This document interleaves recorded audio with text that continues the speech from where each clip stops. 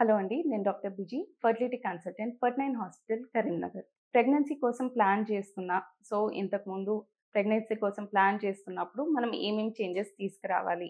Pregnancy plan చేసే ముందు ఏమేం ఏర్పాట్లు చేసుకోవాలి అనేది మీతో ఇప్పుడు డిస్కస్ చేస్తాను.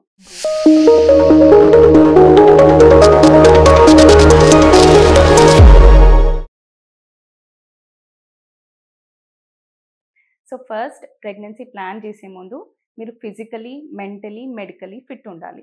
మెంటలీ ఏం చేయాలి? మెంటల్‌గా ఫిట్ అంటే స్ట్రెస్ అనేది ఎక్కువ ఉండకుండా చూసుకోండి.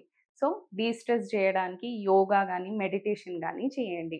నిద్ర మంచిగా పోండి. 6-8 అవర్స్ ఆఫ్ స్లీప్ అనేది ఉండేటట్టు చూసుకోండి. 2 ఫిజికల్.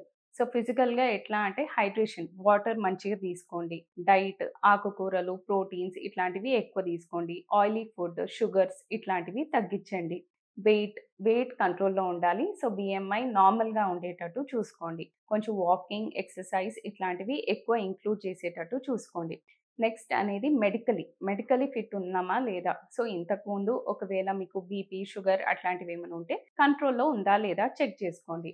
థైరాయిడ్ లాంటివి ఏమన్నా ఎక్కువ లెవెల్స్‌లో ఉందా అనేది ఒక్కసారి చూసుకోవాలి. కన్సల్టేషన్ అన్నీ కరెక్ట్ ఉన్నా సరే ఒక్కసారి ప్రీ కన్సెప్షనల్ కౌన్సెలింగ్ అని చెప్తాము.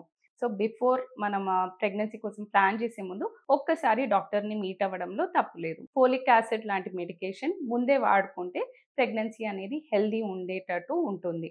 న్యూరలాజికల్ డిఫెక్ట్స్ అట్లా బేబీలో కొంచెం బ్రెయిన్ ప్రాబ్లమ్స్ అవన్నీ రాకుండా ప్రెగ్నెన్సీ హెల్తీ ఉండడానికి ఫోలిక్ యాసిడ్ అనేది హెల్ప్ చేస్తుంది.